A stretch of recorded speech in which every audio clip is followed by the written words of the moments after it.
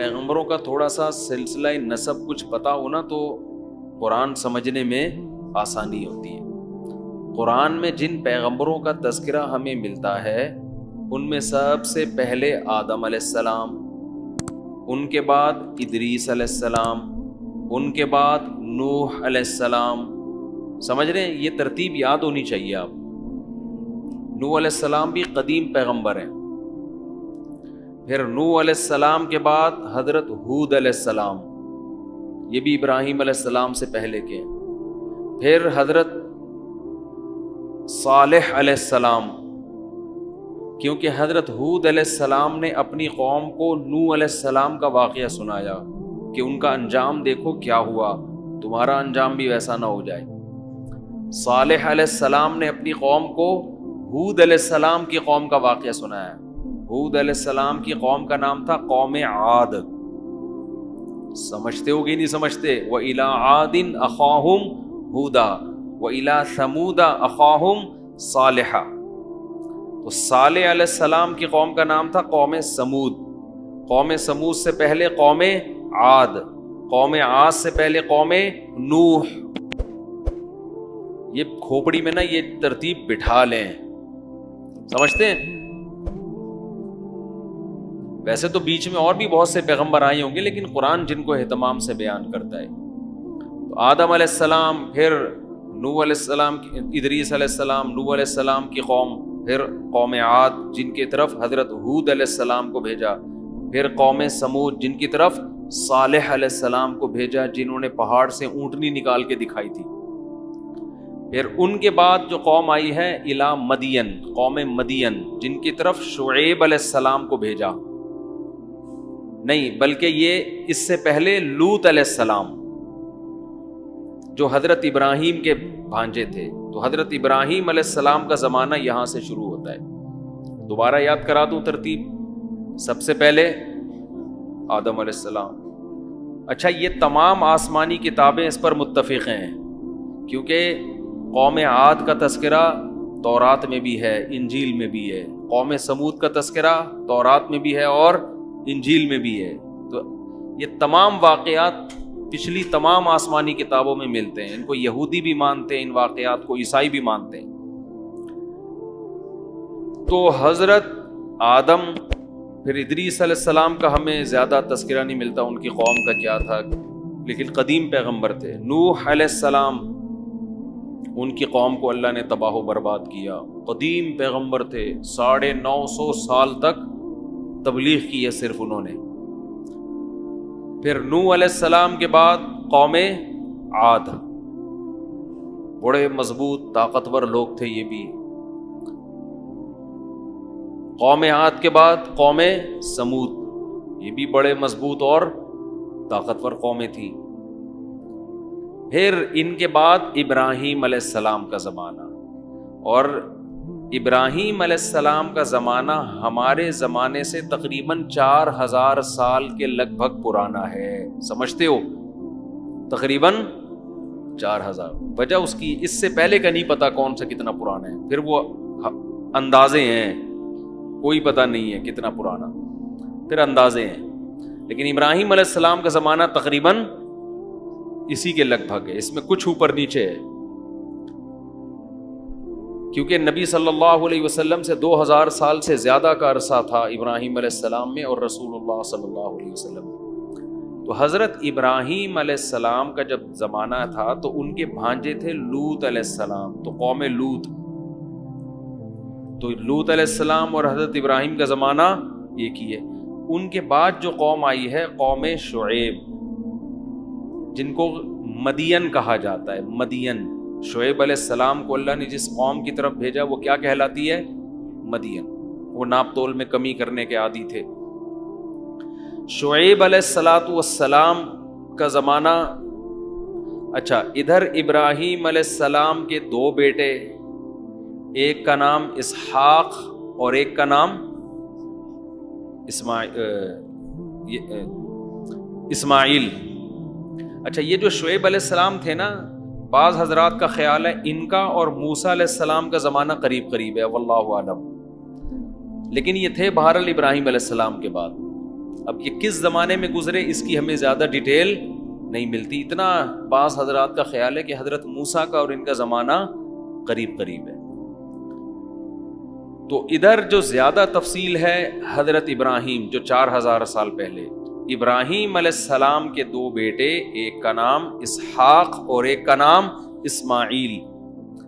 اسماعیل علیہ السلام مکہ میں آباد ہوئے، ان کی ایڑیوں سے زمزم کا چشمہ پیدا ہوا.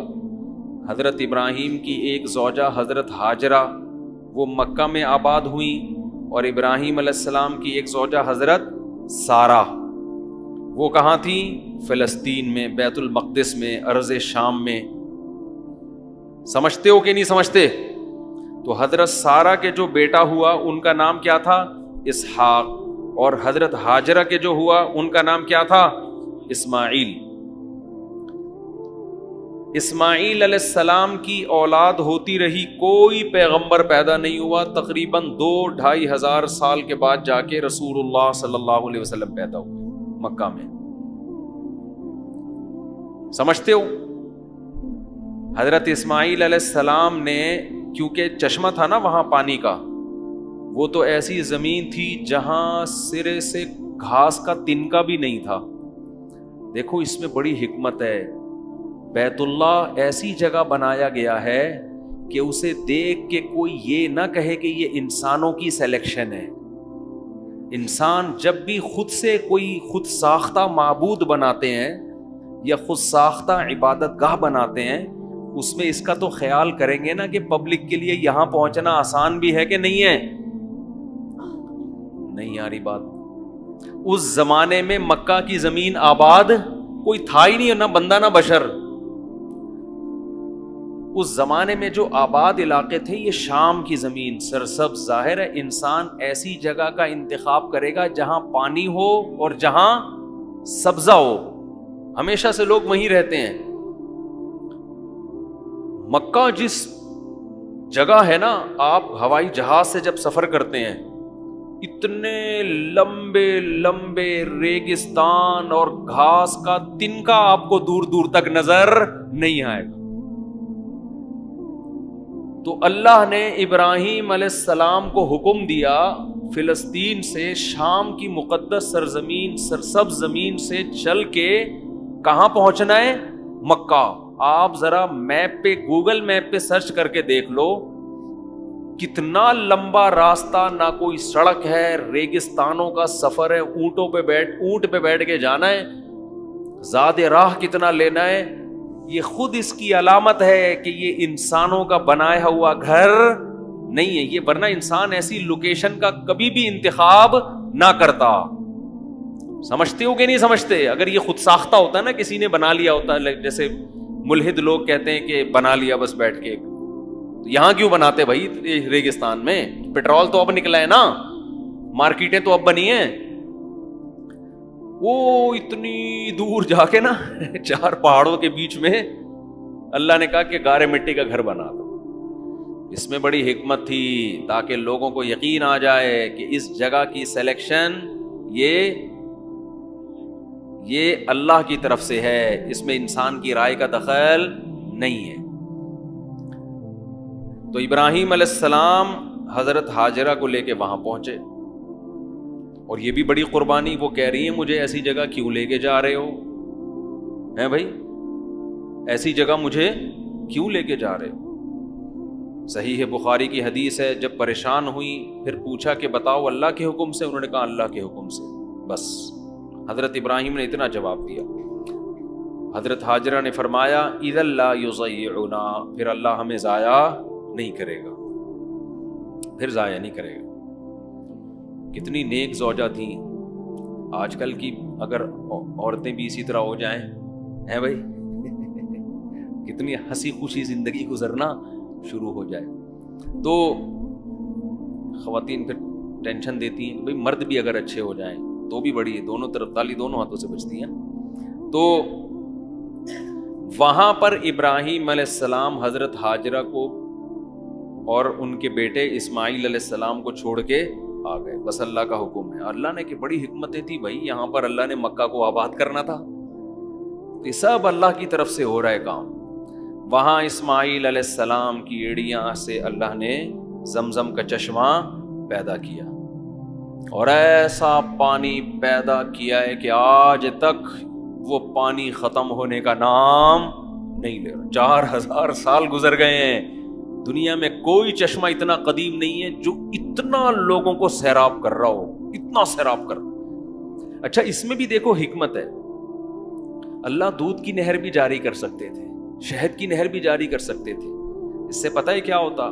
پھر غیر مسلموں کو موقع مل جاتا کہ یار یہ قدرتی طور پر نا ایک یونیک قسم کی جگہ ہے، تو اس یونیک ہونے کی وجہ سے اس جگہ کو لوگوں نے عبادت گاہ بنا لیا، سادہ پانی نکالا ہے، ٹھیک ہے نا، کیونکہ زندہ رہنے کے لیے پانی بہرحال ضروری ہے۔ کوئی بھی عجیب سی چیز ہو جاتی نا، معجزہ تو ظاہر ہو جاتا، لیکن لوگ کہتے یار یہ اندر کچھ زمین میں کچھ کیمیکل مل کے دودھ جیسی چیز نکل رہی ہے، تو کہیں سے لوگ گزرے ہوں گے، انہیں کوئی ایسا کیمیکل نظر آیا ہوگا، تو اسی جگہ، کیونکہ ہر عجیب چیز کو لوگ کیا بنا لیتے ہیں؟ معبود ہوتا ہے نا، ہر عجیب چیز کو لوگ نا معبود بناتے۔ اللہ نے کہا کچھ بھی عجیب نہیں ہوگا یہاں پہ، ریگستان، بیابان، نہ پیداوار، بواد غیر ذی زرع، گھاس کا تنکا نہیں ہے، کوئی اٹریکشن کی چیز یہاں پہ نہیں ہوگی۔ پانی تو اس لیے کہ وہ تو زندہ رہنے کے لیے، پانی بھی نہ ہوتا تو پھر تو مر جاتے نا، لیکن پانی ایسا خاندانی پیدا کیا کہ آج تک وہ پانی ختم ہونے کا نام نہیں لے رہا۔ تو اب وہاں پر حضرت ہاجرہ اپنے بیٹے اسماعیل علیہ السلام کے ساتھ جا کے رہنے لگی، پانی جمع ہو گیا۔ اسماعیل علیہ السلام کا گزر بسر کیسے ہوتا تھا؟ کہتے ہیں کہ کچھ ہی وقت میں وہاں نا ایک قبیلہ گزرا ہے، سفر کرتے ہوئے نہیں قافلے جا رہے ہوتے، تو ان کو پانی کا احساس ہوا۔ پہلے زمانے میں پانی بڑی نعمت تھی، جرہم قبیلہ تھا، انہوں نے آ کے وہاں پڑاؤ ڈال دیا، تو وہیں پر اسماعیل علیہ السلام کی شادی ہوئی اسی خاندان کی کسی لڑکی سے، کسی خاتون سے۔ پھر اسماعیل علیہ، اور وہ قبیلہ وہیں آباد ہو گیا۔ اور حضرت اسماعیل علیہ السلام کا جو گزر بسر تھا نا، کھانا پینا، وہ تھا شکار سے۔ وہ کیا کرتے تھے؟ شکار۔ حدیث میں آتا ہے ارمو فإن اباکم کھان رامیا۔ نبی صلی اللہ علیہ وسلم جب صحابہ کو جنگ میں تیروں کی ترغیب دیتے، فرماتے تمہارے باپ اسماعیل تیر انداز تھے، تم بھی تیر اندازی سیکھو، تیر چلانا سیکھو۔ اردغل سے کم از کم یہ فائدہ ہو گیا، لوگوں کو تیر تلوار سے تھوڑی سی محبت ہو گئی ہے۔ تو حضرت اسماعیل کا گزر بسر کیا تھا؟ کیونکہ وہاں نہیں تھا، مدینہ پھر تجارتیں شروع کی، لوگوں نے دور دراز جانا شروع کیا، تو پھر عرب لوگ تجارتوں کے، شام کی تجارت، شام قافلے جایا کرتے تھے، تجارتی سامان لاتے تھے۔ خیر، تو ادھر اسماعیل علیہ السلام کے آگے ابراہیم علیہ السلام کے دین کو اسماعیل علیہ السلام نے فالو کیا، توحید پرستے، آہستہ آہستہ آہستہ ان کی اولادوں میں بت پرستی اور شرک آنا شروع۔ یہ شرک اتنی گندی چیز ہے، یہ دینداروں میں بھی آتی ہے، اور یہ محبت کے نام پہ آتی ہے، یاد رکھو۔ جو مذہب کو فالو نہیں کرتے ان میں کبھی بھی بت پرستی نہیں ہوتی، ہمیشہ بت پرستی کے پیچھے اندھی عقیدت ہے، ہمیشہ بت پرستی کے پیچھے کیا ہے؟ اندھی عقیدت۔ بزرگوں سے، اہل اللہ سے، ان کو باپ بنا لیتے ہیں، پتہ نہیں کیا سمجھتے ہیں کہ یہ کچھ عجیب سی چیزیں ہیں۔ یہ بھائی بزرگ ہماری طرح کے انسان ہوتے ہیں، کھاتے ہیں پیتے ہیں، ان کو ہمارے بارے میں ککھ بھی پتا نہیں ہوتا، ان سے عقیدت صرف ان کے نیک عمل کی وجہ سے ہوتی ہے۔ باقی نہ وہ گنجے کے سر پہ بال نکال سکتے ہیں، نہ وہ اندھے کو بینائی دے سکتے۔ کسی کے ہاتھ پہ کوئی کرامت ظاہر ہو جائے تو وہ بھی اللہ کی طرف سے ہوتی ہے، ہاتھ ان کا ہوتا ہے، کام کرنے والا کون ہے؟ اللہ۔ تو اللہ نے ان کو اختیارات پھر بھی نہیں دیے ہوتے کہ جب چاہیں گے گنجے کے سر پہ ہاتھ رکھیں گے بال نکل آئیں گے، ایسا نہیں ہوتا۔ پتہ نہیں گنجے کی مثالیں مجھے کیوں ذہن میں آتی ہیں، کی مثالیں تو اور بھی بہت ساری، لیکن جو گنجے کی مثال دینے میں مزہ آتا ہے وہ کسی اور مثال میں نہیں آتا۔ تو ادھر اس ابراہیم علیہ السلام کے بیٹے جو ادھر ارض شام میں، وہ تھے اسحاق علیہ السلام۔ اللہ نے ان کو یہاں کے لیے منتخب کیا۔ اسحاق علیہ السلام کے بیٹے یعقوب علیہ السلام، یعقوب علیہ السلام بھی نبی، حضرت اسحاق بھی نبی۔ یعقوب علیہ السلام کے 11 بیٹے، جن میں دو کے نام ہمیں ملتے ہیں، ایک بنیامین اور ایک یوسف علیہ السلام۔ حضرت یوسف علیہ السلام کو اللہ نے نبوت عطا فرمائی۔ یوسف علیہ السلام کو بھائیوں نے کنویں میں ڈال دیا، یہ ہم تفصیل پڑھیں گے آگے بھی، تو خلاصہ بیان کر رہا ہوں۔ پھر کنویں سے نکل کے مصر کے بازاروں میں فروخت ہوئے، ہوتے ہوتے بادشاہ کے محل میں پہنچتے پہنچتے مصر کے بادشاہ بن گئے۔ جب مصر کی حکومت آپ کے پاس آئی ہے تو آپ نے اپنے والد یعقوب علیہ السلام کو ارض شام سے کہاں بلوا لیا؟ مصر۔ سمجھتے ہیں؟ وہاں حکومت بنی اسرائیل کی نہیں۔ بنی اسرائیل کیوں کہتے ہیں ان کو؟ یعقوب علیہ السلام کا لقب تھا اسرائیل۔ اسرائیل یہ عبرانی زبان کا لفظ ہے، ایل اللہ کو کہتے تھے، اسرا کا معنی عبد، عبداللہ کا ترجمہ ہے یہ اسرائیل۔ تو حضرت یعقوب علیہ السلام کا لقب کیا تھا؟ اسرائیل۔ تو ان کی جتنی اولادیں ہیں وہ کیا کہلاتی ہیں؟ بنی اسرائیل۔ حضرت یعقوب کے ایک بیٹے کا نام تھا یہودا، سمجھتے ہیں؟ تو آگے جتنی نسل چلی ہے نا ان کو بنی اسرائیل بھی کہا جاتا ہے اور یہودی بھی، اس یہود کی اس بیٹے کی طرف نسبت کرتے ہوئے۔ سمجھتا ہے کہ نہیں سمجھتا ہے؟ تو اب مصر کی حکومت آ گئی حضرت یوسف علیہ السلام کے پاس، تو یہ پورا قافلہ یعقوب علیہ السلام کی آل اولاد، بیٹے بیٹیاں، پوتے پوتیاں، بہویں، بہت بڑا خاندان تھا۔ یہ جو نحوست ہے دو بچوں والی، یہ پیغمبر کبھی بھی اس منحوس نعرے کو پیغمبروں نے کبھی بھی فالو بولو نہیں کیا۔ یہ نعرہ لبرل لوگوں سے آیا ہے، ملحد لوگوں سے آیا ہے، اور اس کا عذاب کہ ان کے خاندان ختم، محبتیں ختم، خاندان سمٹ کے کتے بلیوں میں آ کے منحصر ہو گئے۔ کتے پالتے ہیں، یوٹیوب پہ دیکھ لو، بندر پالے ہوئے ان کو پیمپر پہنائے ہوئے ہیں، یہ کام کر رہے ہیں، وہ بندروں سے دل بہلا رہے ہیں۔ اب تو جاتے ہیں گھر میں بچے ایسی پیاری پیاری باتیں کر رہے ہوتے ہیں، آج میں نے روزہ رکھا ہے، چڑیا والا روزہ۔ میں نے کہا یہ چڑیا والا روزہ کیا ہے؟ چھوٹی بچی تھی میری، مجھے کہہ رہے کہ چڑیا کا روزہ ہے، یہ کون سا؟ کہہ رہی 6 بجے سے لے کے 9 بجے تک کا ہے، پھر 9 بجے سے لے کے 12 بجے تک کا ہے، 3 گھنٹے کے روزے چل رہے ہیں بچوں کے، انجوائے کر رہے ہیں رمضان۔ انگریزوں کے ہاں بندر ملیں گے آپ کو، کتے ملیں گے، ان سے دل بہلا رہے ہوتے ہیں۔ انسان جب مارکیٹ سے شارٹ ہوگا تو گھروں میں کتے بندر آئیں گے۔ ٹھیک ہے، بندر بھی بڑا اچھا لگتا ہے پالنے میں، کتے بھی اچھے ہوتے ہیں، بلیاں بھی۔ انسانوں سے زیادہ، اپنی بچوں سے زیادہ میرے بھائی کوئی بھی اٹریکٹیو بولو نہیں۔ مجھے لوگ بتا رہے ہوتے ہیں بندر پالے رہے، کتنے کیوٹ کیوٹ سے بندر، کتنی پیاری پیاری بلیاں۔ او بھائی اپنی اولاد سے کمپیئر کرو، یہ کام ان لوگوں کے ہیں جن کے ہاں اولادیں نہیں ہیں۔ اپنی اولاد کو پال، وہ بڑھاپے میں تمہارا سہارے، بندر کیا کرے گا؟ یہ تو زرداری کی تقریروں پہ ہنسے گا اور تھوڑی کوئی کام ہے۔ زرداری جب تقریر کریں گے نا کہ میں غربت کا خاتمہ چاہتا ہوں، مجھے غریب کو دیکھ کے ترس آتا ہے، تو بندر ہنسنے کے کام آئے گا، میم بنانے کے کام آئے گا، اس کے علاوہ تھوڑی کچھ ہوگا اس میں۔ تو خیر، تو یعقوب علیہ السلام کا بہت بڑا خاندان ہو گیا تھا، کیونکہ آپ نے بھی کثرت سے نکاح کیے یعقوب علیہ السلام نے۔ ایک بیوی سے حضرت یوسف علیہ السلام بنیامین پیدا ہوئے، دوسری زوجہ سے دوسرے، اور اس کے بعد بھی آپ نے نکاح کیے۔ یہ پورے بیٹے بیٹیاں، بہویں، داماد، پورے خاندان کو لے کر آپ کہاں شفٹ ہو گئے؟ مصر میں۔ لیکن بہرحال مصر میں آپ اقلیت میں تھے، کیونکہ وہاں پہلے سے ایک بہت بڑی ریاست قائم تھی جو غیر مسلم تھی۔ یوسف علیہ السلام کے ہاتھ میں جب حکومت آئی ہے تو انہوں نے دین کی تبلیغ کی، وہاں بالآخر دین کافی حد تک پھیلتا چلا گیا، لیکن تھے بہرحال مینورٹی میں۔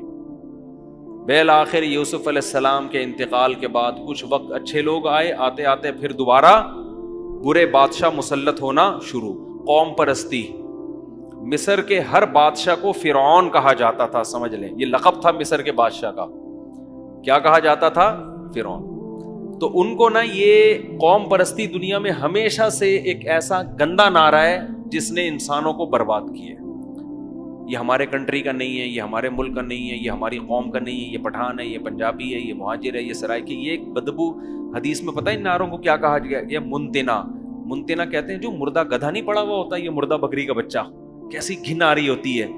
تو آپ صلی اللہ علیہ وسلم نے قوم پرستی کے ان نعروں کو کیا کہا ہے؟ بدبودار۔ آپ سعودی عرب میں جائیں، وہ آپ کو ٹیڑھی نظروں سے دیکھ رہے ہیں، غیر ملکی ہے۔ وہ کوئی ہمارے ملک میں آئے، ہم اس کو ٹیڑھی نظروں سے دیکھ رہے ہیں، کوئی اور ہے، یہ ہمارا نہیں ہے۔ یہ تو لکیریں تو ہم نے بنائی ہیں بھائی. کلکم من آدم، حدیث میں آتا ہے تم سب کس کی اولاد ہو؟ آدم کی. تو یہاں بھی یہی ہوا کہ وہ کہتے تھے یہ غیر قوم کے لوگ ہیں، یہ وہاں سے آئے ہوئے ہیں، ہمارے کنٹری میں آئے ہوئے ہیں، ہمارے باپ بنے ہوئے ہیں. صحیح ہے نا. یوسف علیہ السلام تو حکومت میں تھے نا بھائی، قابلیت کی بیس پہ حکومت آپ کے ہاتھ میں آئی تھی. آپ نے تو مصر کی حکومت کو قحط سے، ہلاک ہونے سے بچایا، اور مصر کی گورنمنٹ کی معاشی ترقی کا ذریعہ بنے. اس بیس پہ تو آپ کو اس قوم کا شکر ادا کرنا چاہیے. لیکن بالآخر قوم پرستی نے کیا کیا کہ بادشاہ مسلط ہوتے چلے گئے اور بنی اسرائیل کو غلام بناتے چلے گئے کہ یہ دوسرے قوم کے لوگ ہیں، ان سے بدترین سلوک کرو. آج بھی ایسا ہی ہوتا ہے دنیا میں. جو قوم اقلیت میں ہوتی ہے اس کے رائٹس ہی نہیں ہیں، ان کو لوگ غلام بنا دیتے ہیں، ظلم شروع کر دیتے ہیں ان کے اوپر.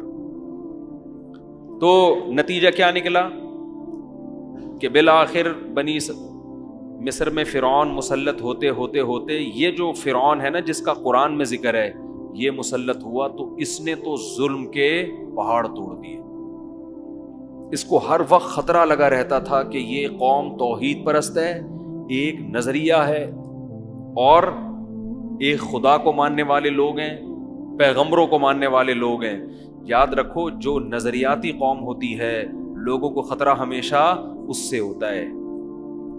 آج ملحد لوگ ہندو مذہب کا آپ کو مذاق کبھی بھی اڑاتے ہوئے نظر نہیں آئیں گے.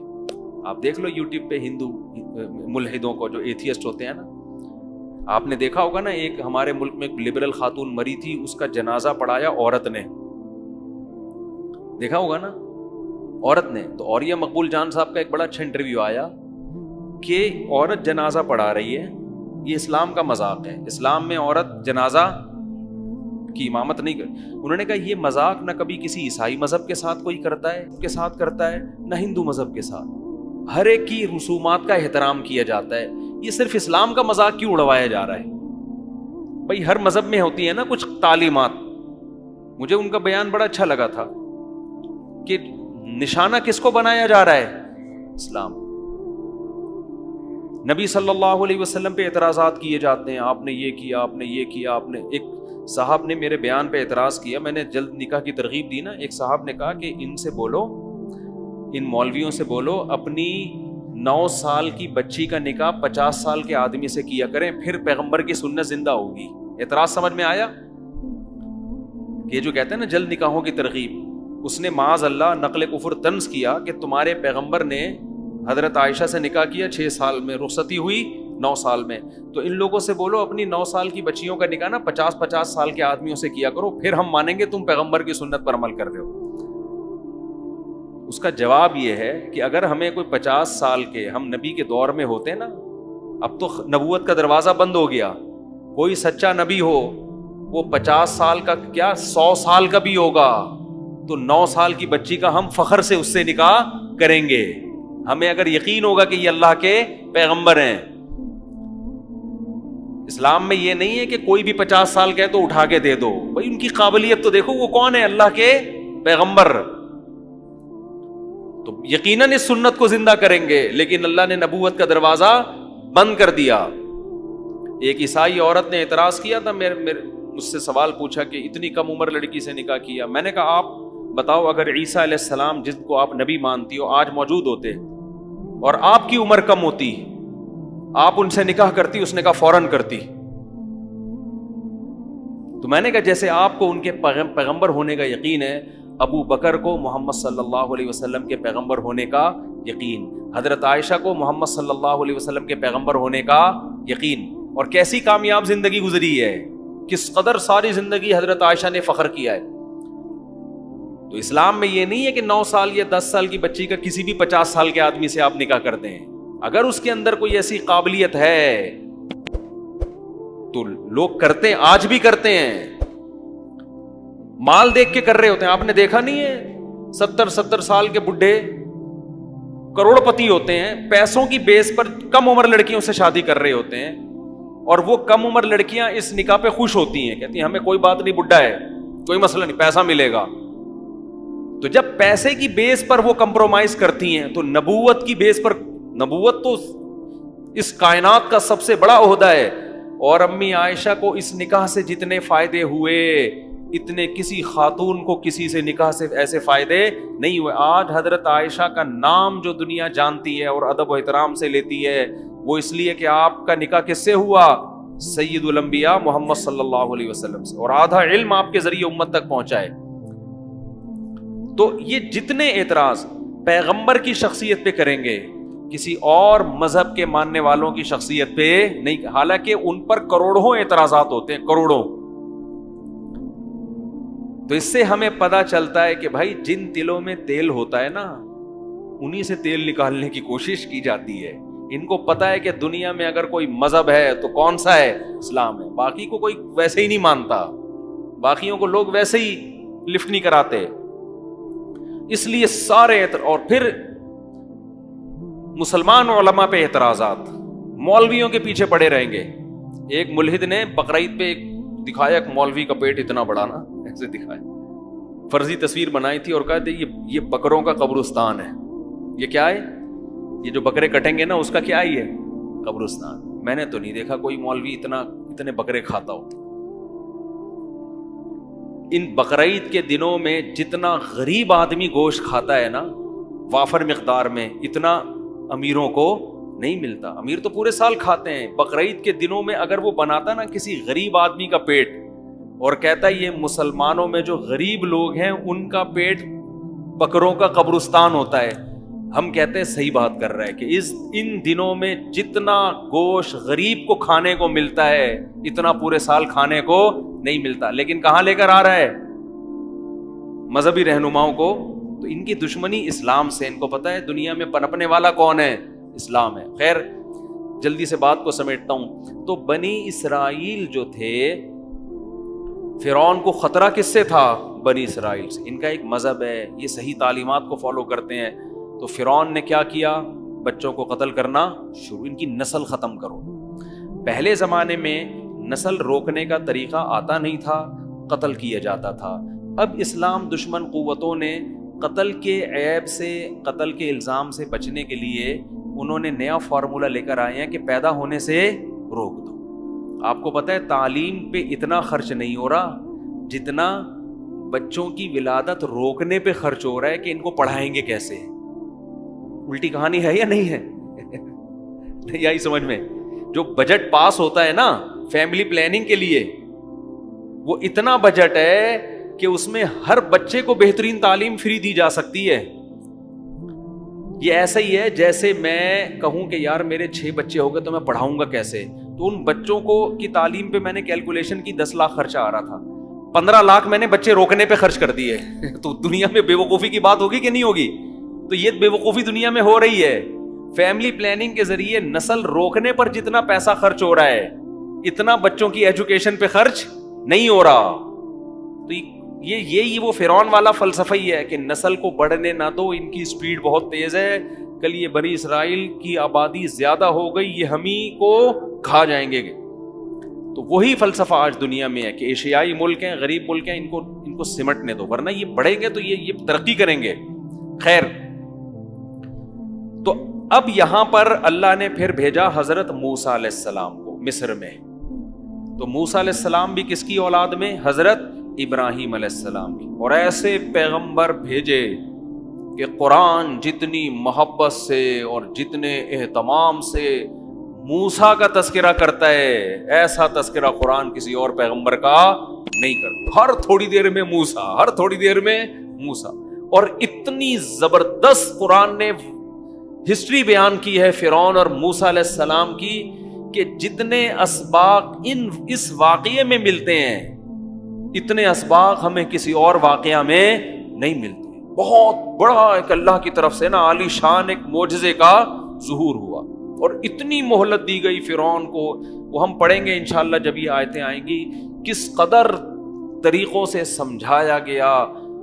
مختلف اس طوفان بھیجے گئے, مینڈکوں کا عذاب, خون کا عذاب کہ یہ ایمان لے آئے, لیکن وہ ہٹ دھرم ہی کرتے کرتے بالآخر قرآن کہتا ہے ہم نے فرعون کو غرق کیا اور صبح و شام اس کو آگ میں جلایا جاتا ہے, اس کی جسم کو ہم نے محفوظ کر لیا. تو اس واقعے کو جتنے اہتمام سے بیان کیا، قرآن نے کسی اور واقعے کو بیان نہیں کیا. اس سے پتہ چلتا ہے کہ اللہ کی نظر میں موسیٰ کلیم اللہ کا مقام بہت زیادہ بلند ہے. تو حضرت موسیٰ علیہ الصلوۃ والسلام کے بعد کیا ہوا؟ اب ترتیب یاد ہو رہی ہے نا؟ آدم، نوح، ہود، صالح، ابراہیم، لوط علیہم السلام، اور پھر ادھر اسحاق، پھر یعقوب، پھر یوسف، پھر موسیٰ علیہم السلام. پھر موسیٰ علیہ السلام کے بعد یہ سارے مشہور پیغمبر پیدا ہوئے ہیں. اچھا، ہمارے نبی سے پہلے جو آخری نبی تھے عیسیٰ علیہ السلام تھے، یعنی ان کے بعد ہمارے نبی آئے ہیں. تو یہ پھر عیسیٰ علیہ الصلوۃ والسلام سے پہلے گزرے نبی حضرت داؤد علیہ السلام. موسیٰ علیہ السلام کے بعد مشہور پیغمبر کون سے تھے؟ داؤد علیہ. پرسوں ان کا واقعہ بیان کیا تھا نا کہ بنی اسرائیل میں داؤد جو تھے انہوں نے قتل کیا جالوت کو، پھر اللہ نے بنی اسرائیل کی حکومت آ گئی. داؤد علیہ السلام کے بیٹے سلیمان علیہ السلام. پھر اچھا، یونس علیہ السلام بھی قدیم پیغمبروں میں سے ہیں، ان کا زمانہ بھی حضرت ابراہیم علیہ السلام سے پہلے کا ہے. تو ادھر جو تھے سلیمان علیہ السلام کی آگے اولاد میں حضرت عمران پیدا ہوئے ہیں. کون پیدا ہوئے ہیں؟ اب یہ پیغمبر تھے یا نہیں تھے اس سے قرآن خاموش ہے. تو حضرت عمران چونکہ انہی پیغمبروں کی اولادوں میں تھے، گھروں میں عبادت اور ظاہر ہے پیغمبروں کا خون تھا، تو اللہ نے حضرت عمران کو بیٹی دی جن کا نام کیا تھا؟ مریم.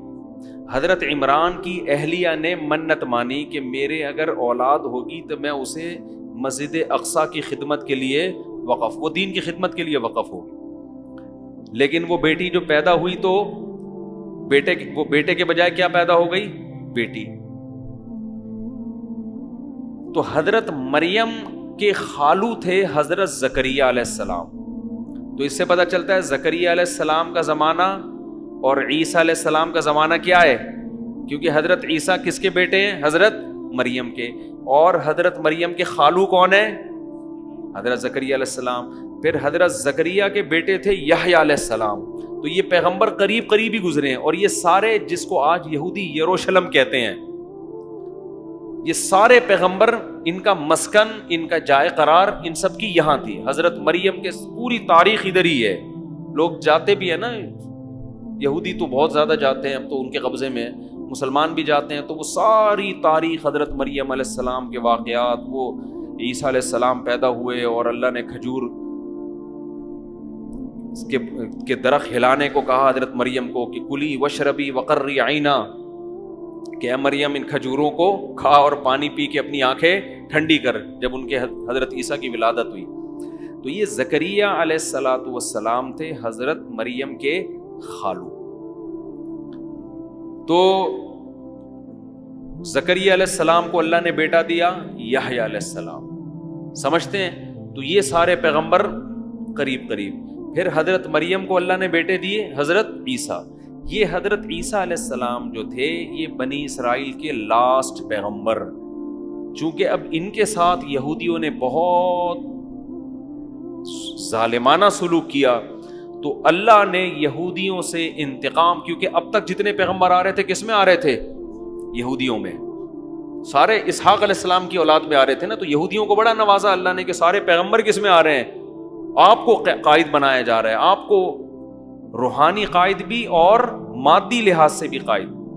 تو جب عیسیٰ ابن مریم کے ساتھ انہوں نے ظلم زیادتی کی تو اللہ نے پھر آئندہ کے لیے، اچھا فوراً نہیں، پھر عیسائیوں کے پاس دنیا کی حکومت آئی ہے. عیسائیوں نے بہت بڑے، کیونکہ وہ حق پر تھے، عیسائیوں میں پھر آہستہ آہستہ شرک آنا شروع. جیسے ہماری قوم میں شرک آیا نا، رسول اللہ صلی اللہ علیہ وسلم کی سیرت پہ جلسے ہو رہے ہیں، آپ کی تعریفیں ہو رہی ہیں، یہاں تک تو ٹھیک ہے. ہوتے ہوتے اب ہر خطیب کو کچھ نئی چیز مارکیٹ میں لانی ہے. وہ وہی تعریف کرے گا جو پہلے والا کر کے گیا ہے، تو پبلک کو مزہ نہیں آتا. تو اس نے کچھ اور تڑکا لگایا، اگلا اور تڑکا، لوگوں کی واہ واہ سبحان اللہ. جیسے آپ یوٹیوب پہ دیکھ لو، حضرت علی کے فضائل جب بیان کیے جاتے ہیں پتہ ہی نہیں چلتا کہ یہ خدا کی تعریف ہو رہی ہے یا حضرت علی کی تعریف ہو رہی. کیونکہ خطیب کا مقصد کیا ہوتا ہے؟ مجمع کو گرم کرنا. ہاں ہو لوگ واہ واہ سبحان اللہ کلابازیاں کھائیں نا، تو وہ سادہ طریقے سے بتانے میں نہیں ہوتا. تو عیسائیوں میں یہی ہوا کہ حضرت عیسیٰ علیہ الصلوۃ والسلام کی شان میں آہستہ آہستہ غلو کرنا شروع. پہلے عیسائی کہتے تھے کہ حضرت عیسیٰ کو جو معجزے دیے گئے بھائی وہ تو اللہ کی قدرت تھی، یہ عیسیٰ کا کمال نہیں تھا. مردوں کو زندہ اللہ کر رہا ہے، عیسیٰ تھوڑی کر رہے ہیں. نابینا کو آنکھیں کون دے رہا ہے؟ اللہ دے رہا ہے، عیسیٰ تھوڑی دے رہے ہیں. بغیر باپ کے پیدا ہو گئے تو کوئی بات نہیں، اللہ تو ماں اور باپ کے بغیر آدم کو پیدا کر دیا، تو ان کو بھی تو باپ کے بغیر پیدا کر سکتا ہے. شروع میں عیسائی صحیح ٹریک پر چلے ہیں، لہذا اللہ نے ان کو نوازا، ایسا نوازا کہ دنیا میں بڑی بڑی ریاستیں قائم ہوئیں. کس کی؟ عیسائیوں کی. آج بھی عیسائی دنیا میں راج کر رہے ہیں حقیقت میں. پہلے تو مسلمانوں نے کیا، لیکن اب پھر کس کے ہاتھ میں آ گیا؟ لیکن اب مذہبی حکومت نہیں ہے ان کی، پہلے مذہب کی بیس پر انہوں نے دنیا کے بہت بڑے، کیونکہ اللہ نے ان کی مدد کی، لیکن آہستہ آہستہ پیغمبر کی شان کو حد سے بڑھاتے بڑھاتے بڑھاتے بالآخر یہاں پہ آ کے روکے کہ حضرت عیسیٰ کو اللہ کا بیٹا بنا ڈالا.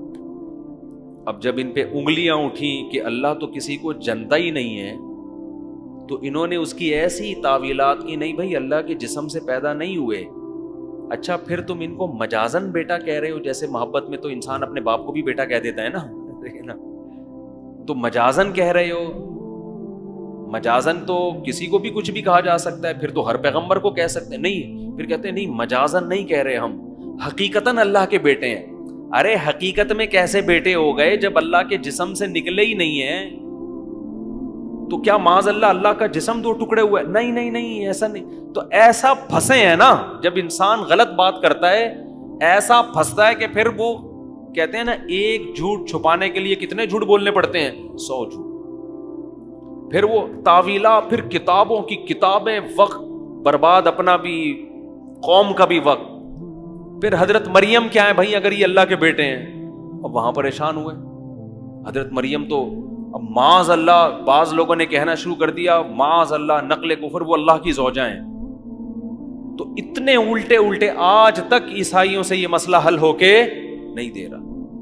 تو جب یہاں تک معاملہ پہنچا ہے تو اللہ تعالیٰ نے بنی اسحاق کے ہاتھ سے جو خلافت تھی روحانی وہ چھین کر اللہ نے ابراہیم علیہ السلام کے جو دوسرے بیٹے تھے اسماعیل، ان کی اولاد میں ٹرانسفر کر دی کہ اب قیامت تک روحانی طور پر پیشوا کون ہوگا؟ اسماعیل کی اولاد محمد صلی اللہ علیہ وسلم. اور اب بنی اسحاق اور بنی اسرائیل قیامت تک کے لیے روحانی قیادت کے اہل اور لائق نہیں ہے. تو کچھ کام تو اللہ نے مسلمانوں سے لیا. صلاح الدین ایوبی کی تلوار چلی، بڑی بڑی جنگیں ہوئیں. پھر استنبول میں سلطان محمد فاتح نے عیسائیوں کی 1000 سال کی خلافت کو، کیونکہ اللہ کی مدد اب کس کے ساتھ ہونے لگی؟ مسلمانوں. اور کچھ انہوں نے خود کر دیا. خود انہوں نے یہ کیا کہ یہ خود اپنے مذہبی پیشواؤں کی الٹی الٹی باتوں سے پریشان ہو گئے تھے. کیونکہ جب ایک دفعہ پھینکتا ہے نا انسان تو آہستہ آہستہ وہ پھینکو بن جاتا ہے. پھر جب آپ ایک دفعہ صحیح تعلیمات اور ٹریک سے ہٹے نا تو پھر اگلا اسٹیپ اس سے. اب دیکھو بدعتیوں کو دیکھ لو، آج کے بدعتیوں کو. 50 سال پہلے یہ کچھ تھوڑے سے سیدھے نظر آئیں گے آپ کو، اتنی بدعتیں نہیں تھیں. اس سے پہلے اور تھوڑے سے صحیح، تھوڑی بدعتیں آئیں، پھر تھوڑی اور آئیں، پھر تھوڑی اور آئیں، پھر تھوڑی اور آئیں. اب اتنی ہو گئی ہیں کہ یہ خود بھی پریشان ہو رہے ہیں یار یہ ہو کیا رہا ہے مارکیٹ میں.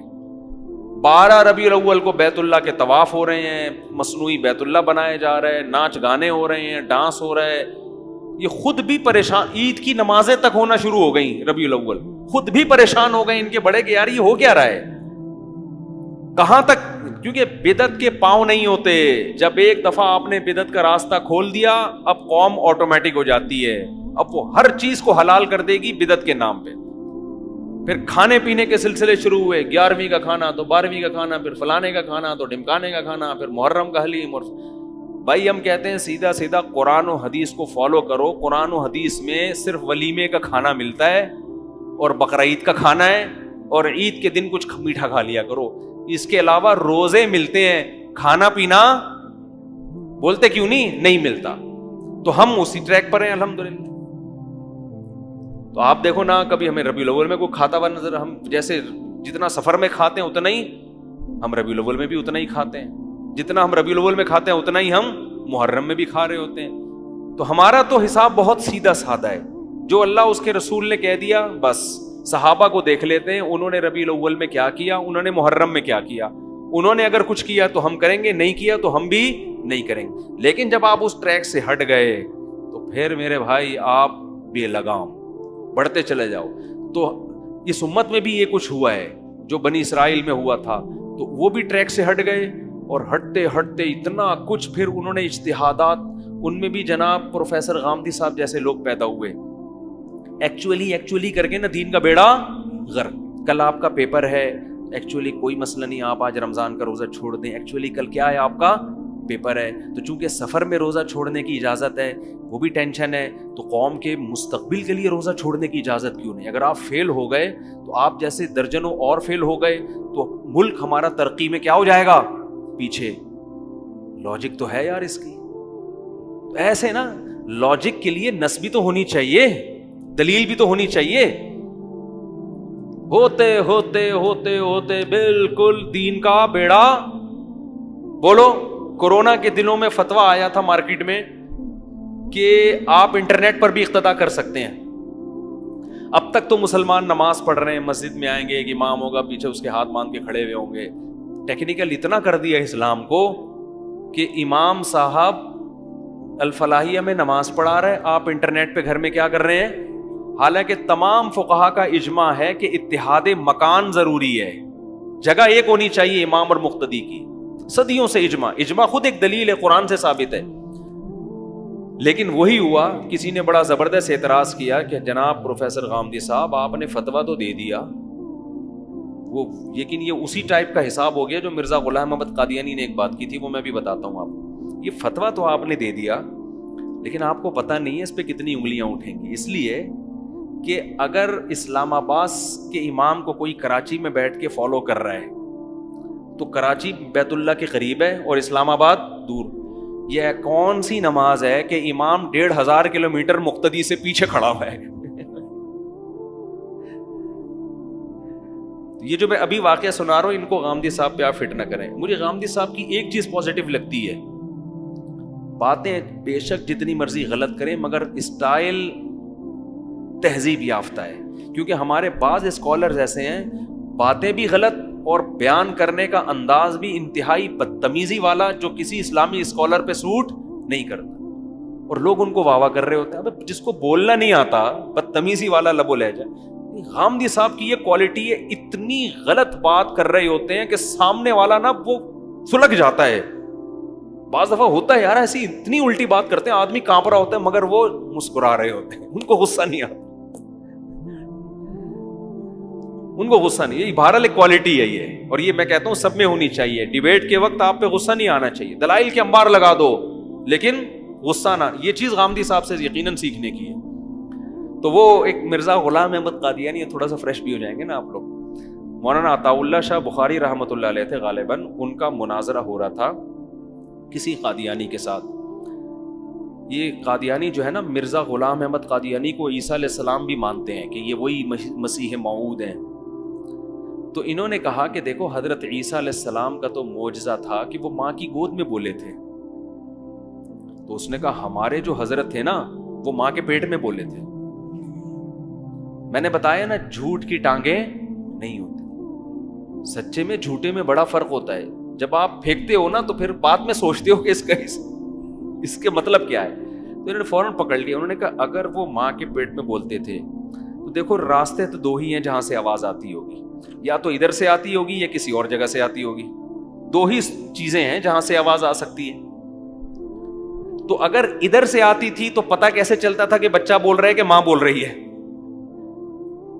تو ایک ہی جگہ رہ گئی جہاں سے آواز آتی تھی جس سے پتہ چلتا تھا کہ یہ بچہ بول رہا ہے. تو یہ کیسے پیغمبر ہیں جو وہاں سے بول رہے ہیں؟ سمجھ رہے؟ یہ کون سا پیغمبر ہے بھائی؟ جب بولتا ہے تو آواز کہاں سے آتی ہے؟ وہاں سے آتی ہے جہاں سے وضو ٹوٹ جاتا ہے آواز آنے سے. تو وہ شرمندہ ہو گیا، وہ نا شرمندہ ہو گیا کہ یار میں کیا کہہ دیا میں نے. تو باطل کی باتیں ایسے ہی ہوتی ہیں. تو ہمارے ہاں بھی جو بدعتی لوگ ہیں انہوں نے نبی صلی اللہ علیہ وسلم کو حاضر ناظر، مشکل کشا، حاجت روا، مختار کل سب چیزیں بنا دیا. جب ان سے سوالات پوچھے جاتے ہیں کہ بھائی پھر اللہ کو کب پکاریں، نبی کو کب پکاریں، کون سی دعا اللہ سے مانگیں، جب اللہ نے سارے اختیارات نبی کو دے دیے ہیں تو پھر نبی سے ہی مانگ لیں. یہاں آ کے یہ کیا ہو جاتے ہیں؟ کنفیوز. پھر کہتے ہیں بھائی مرضی ہے، جب اللہ نے نبی کو دے دی اختیارات آپ کے مطابق تو پھر نبی سے ہی مانگ لیں نا. تو کہہ رہے ہیں مانگ لو. ہم کہتے ہیں پھر ساری زندگی اگر کوئی، پھر اللہ سے مانگنے کی ضرورت کیا ہے؟ اللہ نے دیے اسی لیے تو ہے کہ ان سے مانگو. دیکھو میں اپنا اسسٹنٹ کسی کو بناتا ہوں، کہتا ہوں بھائی کسی نے کوئی فتویٰ لینا ہے تو میرے شاگرد سے لے لے، تو میں نے اسی لیے تو کہا ہے کہ میرا ٹائم بچاؤ، اب اس سے فتویٰ لو. قرآن تو 2 اور 2 4 کی طرح کہتا ہے میں نے کسی کو بھی کسی بھی قسم کے اختیارات نہیں دیے. سارے اختیارات کس کے پاس ہیں؟ میرے پاس. لہذا نہ پیغمبر سے مانگو، نہ فرشتوں سے مانگو، نہ بزرگوں سے مانگو، نہ قبروں سے مانگو. دینے والا کون ہے؟ میں. یہ عقیدہ 2 اور 2 4 کی طرح واضح ہے، اس میں کسی قسم کی کوئی کنفیوژن نہیں. اس سے ہٹیں گے تو ایک جنگل ہے. پھر وہ کہتے ہیں جب پولیس سے مدد مانگنا جائز ہے تو پیغمبر سے مانگنا جائز کیوں نہیں؟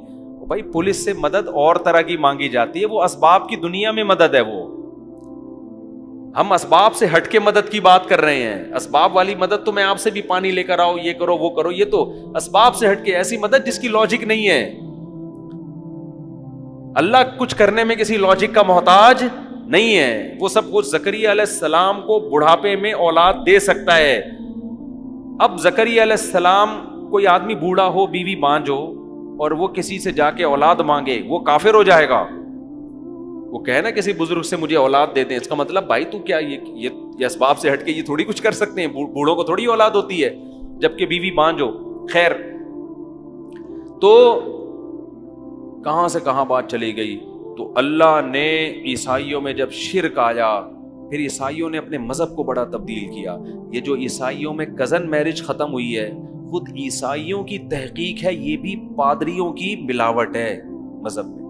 حضرت عیسیٰ کے دین میں کزن سے شادی کی، بولو، اجازت تھی. ایک انگریز عورت نے اس پہ لکھی ہے تحقیق کہ فیملی سسٹم کو ختم کرنے کے لیے نا، خاندانی نظام کو ختم کرنے کے لیے پادریوں نے یہ کرنا شروع کیا کہ دور لوگوں میں شادی کرو، قریبی رشتوں میں شادی مت کرو. کیونکہ جب آپ اپنے قریبی خاندانوں میں شادی کرتے ہیں تو آپ کی جو روایات ہیں وہ اور مضبوط ہو جاتی ہیں. تو پادری یہ چاہتے تھے کہ لوگ کس کے محتاج ہوں؟ ہم جس کو حلال کہہ دیں یہ حلال سمجھیں، ہم جس کو حرام کہہ دیں یہ حرام. اسی کو تو قرآن نے کہا اتخذوا احبارہم ورہبانہم اربابا من دون اللہ، کہ انہوں نے اپنے راہبوں کو اور اپنے عالموں کو اللہ کو چھوڑ کے خدا بنا لیا تھا. صحابہ نے پوچھا یا رسول اللہ، یہودی تو اپنے عالموں کو خدا نہیں کہتے، عیسائی تو اپنے پادریوں کو خدا نہیں کہتے، تو کیسے خدا بنا لیا؟ اس کا جواب نبی صلی اللہ علیہ وسلم نے دیا. فرمایا کیا تمہیں پتہ نہیں ہے کہ جس چیز کو انہوں نے حلال کر دیا انہوں نے حلال، جس چیز کو انہوں نے حرام کر دیا انہوں نے حرام. حالانکہ حلال حرام کرنے کا اختیار کس کے پاس ہے؟ اللہ کے پاس. اچھا، اس آیت کا آج ہمارے ہاں غلط استعمال بھی ہوتا ہے. ہمارے ہاں نا یہی آیتیں فٹ کی جاتی ہیں چاروں اماموں پر کہ دیکھو امام ابو حنیفہ جس چیز کو حلال کہتے ہیں تم بھی حلال مانتے ہو، جس کو وہ حرام کہتے ہیں تم بھی حرام. علماء جس کو حلال کہتے ہیں تم بھی، تو اس کا اختیار تم نے ان کو دے دیا تو تم نے ان کو کیا بنا لیا ہے؟ یہ آیت کی غلط تفسیر ہے. آیت کا مطلب یہ ہے کہ یہودیوں نے، عیسائیوں نے اپنے پادریوں کو یہ رائٹ دیا ہوا تھا کہ آپ شریعت میں چینجنگ کر سکتے ہیں. ان کا یہ نظریہ تھا، جبکہ ہمارا یہ نظریہ نہیں ہے کہ امام حنیفہ شریعت میں چینجنگ کر سکتے ہیں. حلال کو حلال بتانا الگ چیز ہے، حرام کو حرام بتانا یہ تو علماء کا کام ہے، وہی بتائیں گے. اور علماء عام آدمی سے زیادہ اچھا بتا سکتے ہیں. یہ جو لوگ کہتے ہیں نا کہ انہوں نے علماء کو خدا بنا لیا ہے، مجتہدین جس کو حلال کہہ دیں یہ حلال مان لیتے ہیں. بھائی وہ حلال بتاتے ہیں، کرتے نہیں ہیں. اگر امام ابو حنیفہ اللہ کے حرام کو حلال کر دیتے تو وہ امام ابو حنیفہ نہیں ہوتے، معاذ اللہ نقل کفر، وہ کافر ہوتے، اسلام سے خارج ہوتے ہماری رائے میں. ایک طرف آپ ان کو امام ابو حنیفہ بھی کہہ رہے ہو اور ان پہ یہودیوں والی آیتیں بھی فٹ کر رہے ہو, تو یہ سینس لیس ہونے کی دلیل ہے. یہ اس کی علامت ہے کہ جس کو یہ والی آیت کا مطلب سمجھ میں نہ آئے وہ باقی آیتوں کا مطلب ہمیں کیا سمجھائے گا. تو اس لیے ہم مجتہدین کو اپنا باپ بناتے ہیں کہ قرآن و سنت ہم ان سے سمجھیں گے, آپ سے نہیں سمجھیں گے. اور ظاہر ہے قرآن کہتا ہے فاسألوا اہل الذکر, اہل علم سے سمجھو. سمجھتے ہو؟ تو یہ آیت کا غلط استعمال بھی, دو انتہائیں ہیں نا, گمراہی دو انتہاؤں کو کہتے ہیں. ایک تو یہ جو یہودیوں نے کی کہ انہوں نے اپنے ائمہ کو اپنا خدا بنا لیا, ان کو رائٹ دے دیا, تبھی تو پادریوں نے اتنی تحریفات کی ہیں دین کے اندر, اتنی تحریفات کی ہیں. تو عیسائیوں کا عقیدہ تھا کہ پادری کر سکتا ہے, سارے پوپ مل کے چینجنگ کر سکتے ہیں. ہمارا یہ عقیدہ نہیں ہے, نہ امام ابو حنیفہ ایسا کر سکتے ہیں نہ انہوں نے کیا ہے. اگر کیا ہے تو اسلام سے خارج ہیں. تو کسی عالم کو فالو کرنے میں یہ آیت فٹ نہیں کی جاتی. ہاں جب یہ آیت فٹ کی جائے گی جب آپ کو 100% یقین ہو کہ اس عالم سے غلطی ہوئی ہے, اس کے باوجود آپ اس عالم کو فالو کر رہے ہو. یقین سے کوئی دلیل لے کر آئے تو ایسی دلیل لوگوں کے پاس نہیں ہے, وہ اپنے مطلب کی دلیل لا رہے ہوتے ہیں, مخالف والے کی دلیل کو پی رہے ہوتے ہیں. اور اگر کہیں ایسا ہوا ہے امت نے دیکھا کہ امام حنیفہ سے کسی مسئلے میں خطا ہوئی ہے تو پھر امت نے فالو ہی نہیں کیا اس مسئلے میں امام حنیفہ کو. خیر جلدی سے بات کو سمیٹ کے ختم کروں میں. تو اللہ نے جب عیسائیوں میں شرک آیا تو اللہ نے یہ سارا سلسلہ کہاں منتقل کر دیا, سید الانبیاء محمد صلی اللہ علیہ وسلم. اور پھر یہ خوشخبری بھی سنا دی, یہ خوشخبری سنا دی کہ چونکہ آپ آخری پیغمبر ہیں, ایسی توحید کی آپ نے دعوت دی کہ آپ نے فرمایا نبی صلی اللہ علیہ وسلم نے کہ شیطان اب اس بات سے مایوس ہو گیا ہے کہ جزیرہ عرب میں اس کی عبادت ہو. شرک اب دنیا میں پھیل سکے گا, اس امت میں بھی آئے گا, لیکن جزیرہ عرب میں اب شرک بولو نہیں آئے گا. ایسی توحید آج بھی پورے جزیرہ عرب میں آپ کو عربوں میں درجنوں خامیاں نظر آئیں گی, شرک آپ کو عربوں میں نظر. قوالیاں دیکھی آپ نے کبھی سعودی عرب میں؟ کوئی مستنڈا دیکھا لمبے لمبے بال میں منہ میں پان رکھا اور پدک رہا ہو بیٹھ کے اور شرکی اشعار پڑھ رہا ہو, کبھی دیکھا؟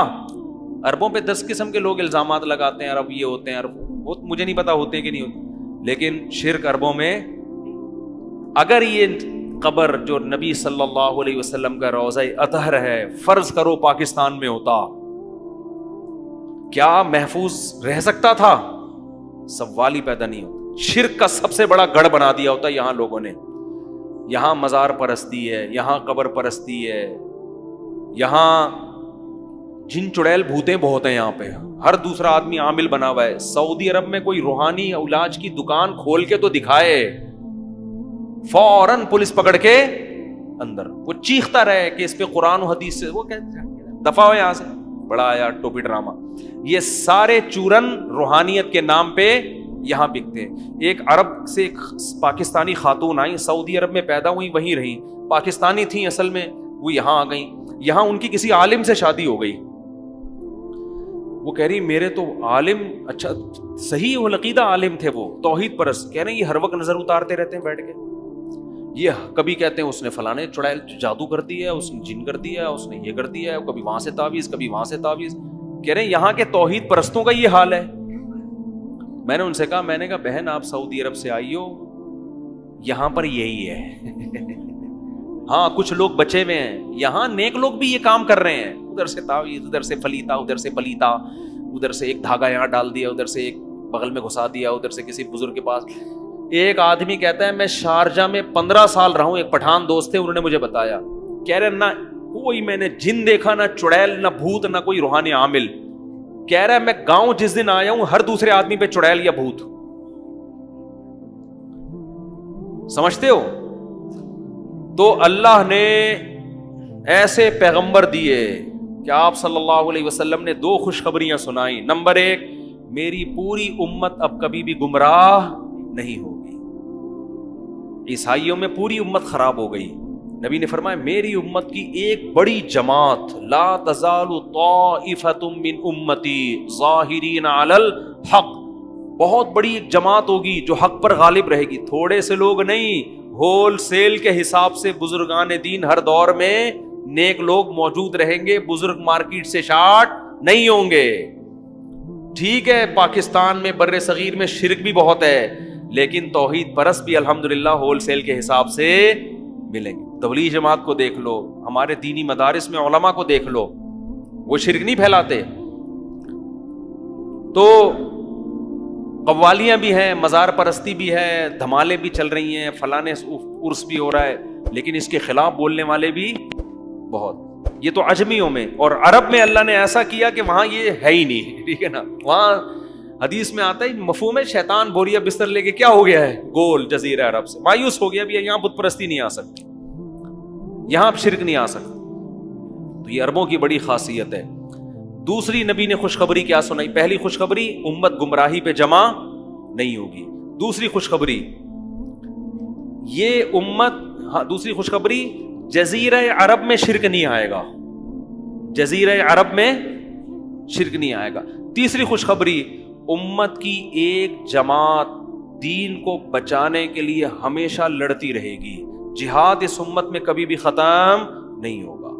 کیونکہ دیکھو نظریاتی جنگ بھی ہوتی ہے جس کو الغزو الفکری کہا جاتا ہے.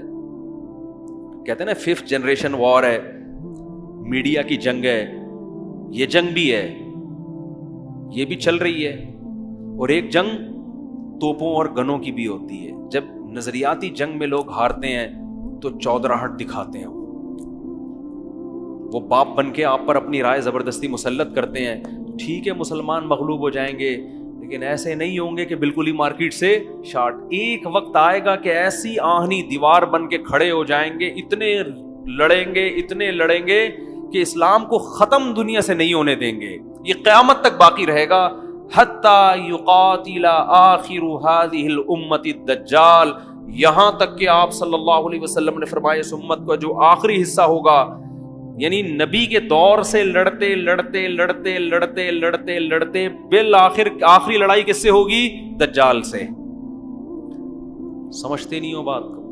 اور دیکھ لو اسلامی تاریخ اٹھا کے دیکھ لو, امت اس وقت سے ابھی افغانستان میں دیکھ لو نا کیا ہوا ہے. قریب کتنی پاور استعمال کی گئی, کیا قربانی ہے کہ گھر سے 10 جنازے اٹھے ہیں جوانوں کے. ٹھیک ہے نا, پیچھے نہیں ہٹے. رشیا کا دیکھو نا, رشیا نے بخارا پہ قبضہ کیا, مسلمان لڑے, شکست ہو گئی, نہیں ٹھہر سکے. پھر آیا ترمذ پہ قبضہ کیا, امام ترمذی کا شہر, امام بخاری کا شہر. سمرقند پہ قبضہ کیا اور آذربائیجان پہ قبضہ کیا. بڑے بڑے فقہا محدثین ان علاقوں میں پیدا ہوئے. ہوتے ہوتے ایسا لگ رہا تھا اب اسلام دنیا سے کیا ہو جائے گا, ختم. بالآخر وہ فوجیں کہاں داخل ہوئیں؟ افغانستان. اس کے بعد ان کا ہدف تھا پاکستان. لیکن نبی نے کیا فرمایا؟ میری امت ایسے چین سے بیٹھے گی نہیں, مزاحمت کرے گی, وہ مزاحمت کرے گی, کیونکہ آخری نبی ہیں, آخر تک باقی رہنا ہے.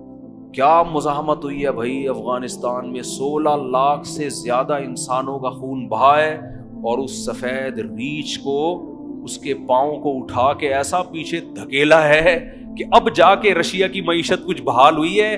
اب بھی رشیا نے جب بدماشی دکھائی ہے تو افغانستان جیسے غریب ملک پہ نہیں, یوکرائن پہ حملہ کیا اس نے. ادھر نہیں آ رہا وہ. بھائی تیری معیشت خراب ہو گئی تو دوبارہ افغانستان میں آ, پھر کراچی میں گرم پانی پہ قبضہ کر, گوادر پہ قبضہ کر, دے دنادن تیرے جہاز آئیں گے اور تیرے ہی جہاز دنیا میں جائیں گے. ہونا تو یہ چاہیے تھا نا.